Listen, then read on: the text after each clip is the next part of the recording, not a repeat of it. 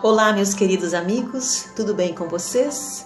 Eu tenho hoje uma mensagem muito especial, uma mensagem de fé, uma mensagem de poder, uma mensagem que pode mudar a sua vida, que pode trazer mais esperança e te trazer mais ânimo se por acaso você se encontra em uma situação difícil, né? A palavra de Deus diz que no mundo nós teríamos aflições, mas tende bom ânimo, eu venci o mundo. E se Jesus venceu, nós também iremos vencer. Vamos lá?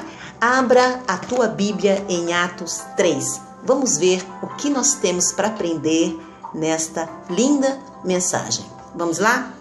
Atos 3. O que está escrito? Pedro e João subiam ao templo para a oração à hora nona. Estava sendo carregado um homem coxo de nascença para a porta do templo, chamada Formosa, onde era colocado diariamente para pedir esmolas aos que entravam.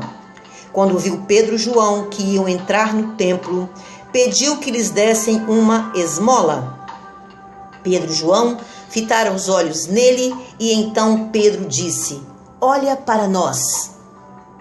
Ele os olhava atentamente, esperando receber alguma coisa. Pedro, porém, lhes disse: "Não tenho prata nem ouro, mas o que eu tenho eu te dou. Em nome de Jesus Cristo, o Nazareno, levanta-te e anda." Segurando-o pela mão direita, o levantou e imediatamente os pés e tornozelos se firmaram e de um salto se pôs em pé e começou a andar e entrou com eles no templo, saltando e louvando a Deus. Que coisa maravilhosa, não é verdade? Vocês já imaginaram a cena? Aquele homem estava ali, diariamente ele era colocado ali para pedir esmolas.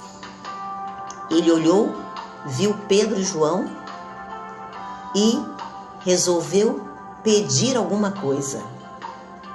Pedro então disse: "Olha para nós." E aquele homem, fitando, olhando em Pedro, esperando receber alguma coisa de muito especial, Pedro então disse: "Eu não tenho prata nem ouro, mas o que eu tenho eu te dou. Em nome de Jesus Cristo, o Nazareno, levanta-te e anda." E aquele homem, em agradecimento, entrou no templo, saltando e louvando a Deus. Que coisa linda, irmãos! Que coisa linda! Vocês já imaginaram a cena? Se de repente entrasse uma pessoa assim na tua igreja, saltando e louvando a Deus?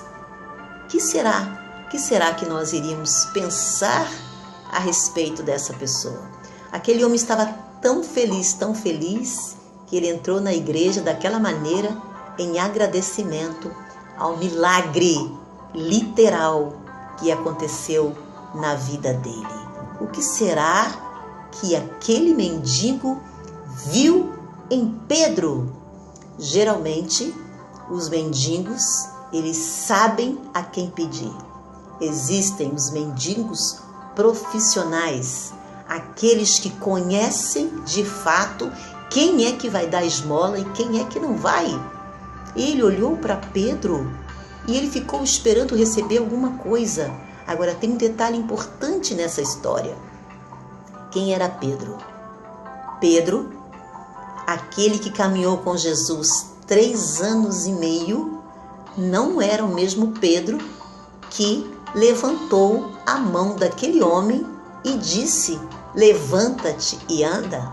Aquele Pedro que caminhou com Jesus era um homem soberbo, um homem interesseiro, um homem inconstante, um homem impulsivo, de caráter forte. Ele negou Jesus por 3 vezes. Ele não era um homem convertido. Ele caminhou com Jesus 3 anos e meio, mas a conversão não é de um dia para outro. Foi preciso muito tempo para poder o caráter dele ser transformado. Outro detalhe importante, Pedro não se chamava Pedro, Pedro se chamava Simão. Jesus mudou o nome dele de Simão para Pedro. O que significa isso? Quando Jesus muda o nome de uma pessoa, ele está mudando o caráter. Pedro passou a ter um caráter novo, um caráter determinado, um homem humilde, um homem de fé, um homem corajoso e um homem de poder. Não é fantástico? E aí ele mudou de vida. Deus muda o nome daquele que muda de vida. Aquele caráter manchado pelo pecado, aquele caráter impulsivo. Sabe quando você não leva desaforo para casa? Quando você fala assim, eu sou assim, eu nasci assim e é assim mesmo. Se falou comigo, vai ter o troco. Este não é o comportamento de um cristão que caminha com Cristo, porque quanto mais caminhamos com Cristo, mais nos assemelhamos a Ele. Nós temos que fazer a diferença nesta terra. E qual é a diferença? É fazer exatamente aquilo que as pessoas não fazem. É ser cortês com as pessoas, é deixar que o fruto do Espírito faça a diferença na minha vida, em harmonia, em bênçãos. Se eu sou agressivo com uma pessoa, ou sou intolerante, ou se eu tenho esse tipo de caráter, cabe a mim, que caminho com Cristo, tentar mudar esse jeito e não usar o meu DNA, a minha fraqueza na carne, para dizer eu sou assim, eu nasci assim, eu vou morrer assim, porque isso aí é coisa de novela. Porque o Deus de Pedro, aquele que levantou aquele homem na Porta Formosa e que deu a mão, e pelo poder do Espírito Santo de Deus, aquele homem foi curado, se levantou, porque ele tinha poder, ele tinha o Espírito Santo de Deus. E quando nós temos o Espírito Santo de Deus, nós não somos rudes, nós não somos amargos, nós não somos inconstantes, nós não somos temperamentais, nós podemos até, em momento, mostrar a fraqueza da carne e ter uma reação contrária à de Cristo. Mas o Espírito Santo te fala, o Espírito Santo te lembra e te faz confessar. E quando que eu mudo de vida? Quando eu confesso os meus pecados aos pés de Jesus e peço a Ele para transformar as minhas imperfeições. Não adianta eu esperar pelo perdão do meu irmão. Cabe a mim, em primeiro lugar, ir na frente e pedir perdão, mesmo que eu não tenha errado, para apaziguar a situação. Porque quando eu faço isso, eu derrubo o inimigo e eu obtenho a vitória, porque eu não me humilho para os homens, eu me humilho para Cristo, e o orgulho não vem de Deus. A soberba não vem de Deus, porque o fruto do Espírito é amor, é gozo, é paz, é fidelidade, benignidade, bondade, mansidão, autocontrole. E se eu não tenho isso, eu não tenho Espírito Santo. Se eu sou daquela pessoa que se ira facilmente com o irmão da igreja, que eu fico de mal com o irmão da igreja, eu não tenho Espírito Santo.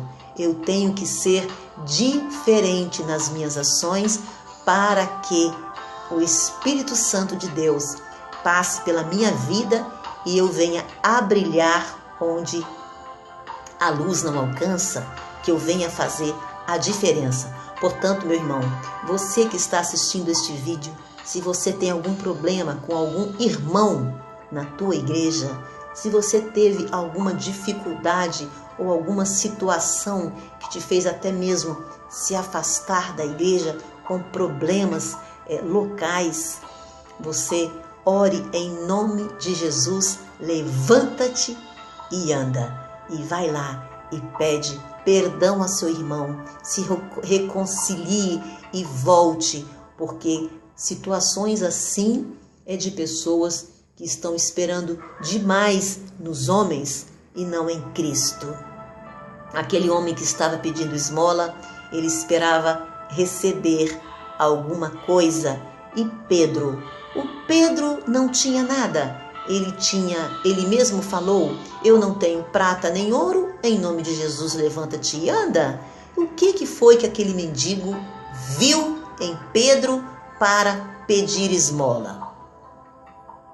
Ele viu o poder do Espírito Santo de Deus, o poder transformador, o poder regenerador.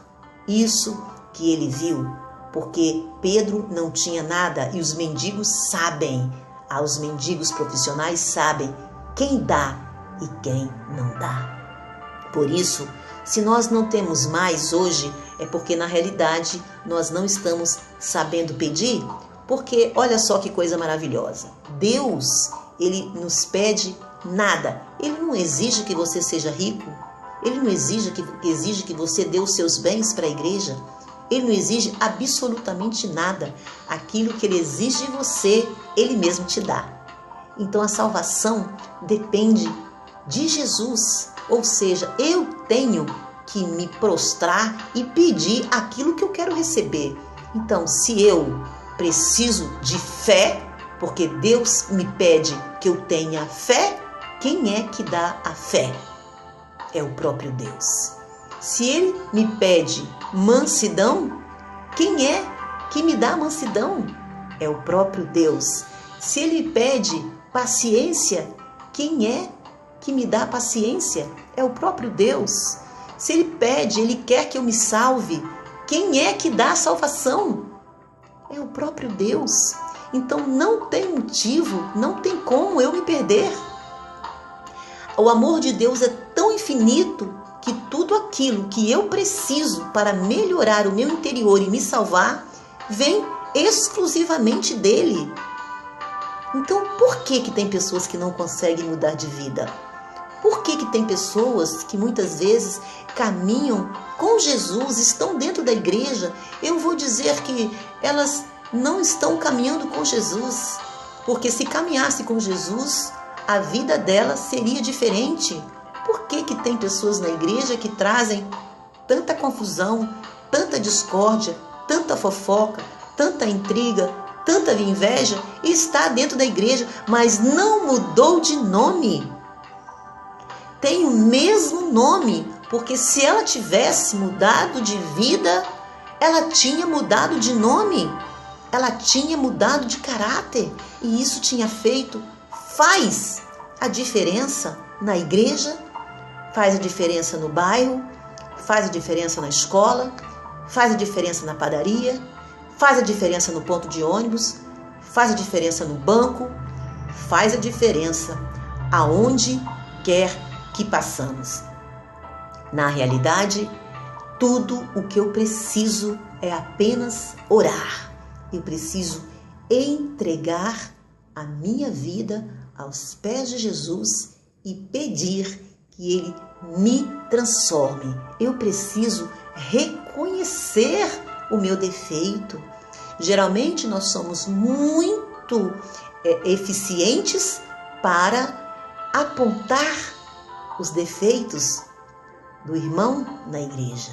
Nós somos muito eficientes para criticar, mas nós não somos eficientes para dar nome aos nossos pecados. Nós não temos coragem de ir para os pés de Jesus e falar para Ele: Senhor, eu sou muito orgulhoso com meu irmão. Senhor, eu sou muito egoísta. Senhor, eu sou muito duro no meu caráter. Eu sou muito temperamental, eu sou muito impulsivo. Nós não falamos assim. Na maioria das vezes nós dizemos: aquela pessoa é muito impulsiva. Ela brigou, ela fez isso, ela fez aquilo. Muitas vezes Deus coloca pessoas na nossa vida dessa maneira para que nós, como um espelho, eu vejo ela para ver a mim. Já aconteceu isso comigo? Eu criticava uma determinada pessoa até que um dia descobri que as suas atitudes pareciam com as minhas. E foi aí que eu fui aos pés de Jesus e implorei para que Ele me libertasse, porque eu não queria ser assim. Eu descobri o como é feio, o como é ruim a gente ter um caráter manchado, um caráter crítico, um caráter acusador. Isso não vem de Deus. Então, enquanto existe esperança nesta terra, porque em breve tudo vai se findar e as portas da graça estão abertas, nós temos ainda à nossa disposição Jesus, que intercede por nós. A salvação Ele já te deu na cruz do Calvário. Você não precisa fazer absolutamente nada. Você tem que simplesmente tomar posse dessa bênção, levantar e andar, como Pedro fez com aquele mendigo na Porta Formosa. E eu, em nome de Jesus, como diz Pedro, eu digo para você, levanta-te e anda. Saia dessa situação que o inimigo te colocou. Vai e peça perdão, mude de vida e mostre que você é uma pessoa que caminha lado a lado com Jesus. E quando nós caminhamos lado a lado com Jesus, as nossas ações se assemelham ao caráter de Cristo, em mansidão, em tolerância, autocontrole, amor. Peça a Deus esse poder. Peça a Deus esse poder para você ser melhor. Peça a Deus para você fazer a diferença. Você não precisa de nada, ou seja, você precisa de tudo, que é o poder do Espírito Santo de Deus para testemunhar o verdadeiro amor de Jesus e trazer pessoas aos pés de Cristo. Vamos ler a última mensagem lá em Colossenses. Vamos ver o que está escrito lá em Colossenses 1, que diz o seguinte, 1:29, diz assim: por isso, Paulo está dizendo, por isso é que eu também me esforço, de acordo com o seu poder, lutando para que opere em mim poderosamente. Ele está dizendo, por isso é que eu também me esforço. Deus quer que você se esforce. Deus quer que você persevere em oração. Deus quer que você abandone aquilo que está atrapalhando o seu sucesso, aquilo que está atrapalhando a tua vitória. Se você ainda não obteve a vitória e pensa que Deus não te ouve, porque talvez está faltando que você confesse e abandone pecados acariciados que estão atrapalhando a libertação e atrapalhando o Espírito Santo de passar por você e te dar a bênção que você tanto precisa. Se liberte, peça a Deus, peça perdão, peça ao Espírito Santo de Deus poder, o poder transformador, o poder que vai fazer a diferença na sua vida e vai te dar vitória na tua família, no teu emprego, por onde você passar, com o teu filho, se você tem dificuldade, com as dívidas que você está devendo e que você precisa pagar. Deus quer te abençoar, mas para Ele te dar a bênção, Ele tem que sentir que você está perseverando, que você está buscando, que você está renunciando e que você está desejando se aproximar cada vez do nosso Salvador. Porque o dia que você estiver mais pertinho de Jesus, você vai ver a sua vida sendo transformada. Geralmente, quando uma pessoa briga com o irmão na igreja, Tem um que está errado, outro está certo, mas tem as duas versões. E aí tem a pergunta: quem é que pede perdão primeiro? Porque geralmente a gente fica esperando pelo outro. Ah, eu não vou lá não porque foi ele que errou comigo, foi ele que fez isso, foi ele que fez aquilo. Quem é que pede perdão primeiro? Aquele que está mais perto de Jesus. Se você está mais perto de Jesus, você não está nem aí preocupado se foi você que errou, ou se foi ele que errou, e se você está certa. Você, na sua humildade, você vai lá e pede perdão, independente da situação, porque o seu desejo maior é apaziguar a situação e mostrar que o Jesus que você tem é muito superior a qualquer situação de intriga. Fica na paz, meu irmão. Deus te abençoe, te guarde, te proteja e que te dê o poder renovador, o poder transformador para você ser essa pessoa que Ele tanto quer que você seja em um mundo de tanta discórdia, em um mundo de tanto ódio, em um mundo de tanta competição. Mas quando nós temos Jesus, nós fazemos a diferença porque nós brilhamos aonde não existe luz. Seja essa luz que Jesus tanto quer que você seja. Até a próxima, fica na paz, um abraço, tchau, tchau.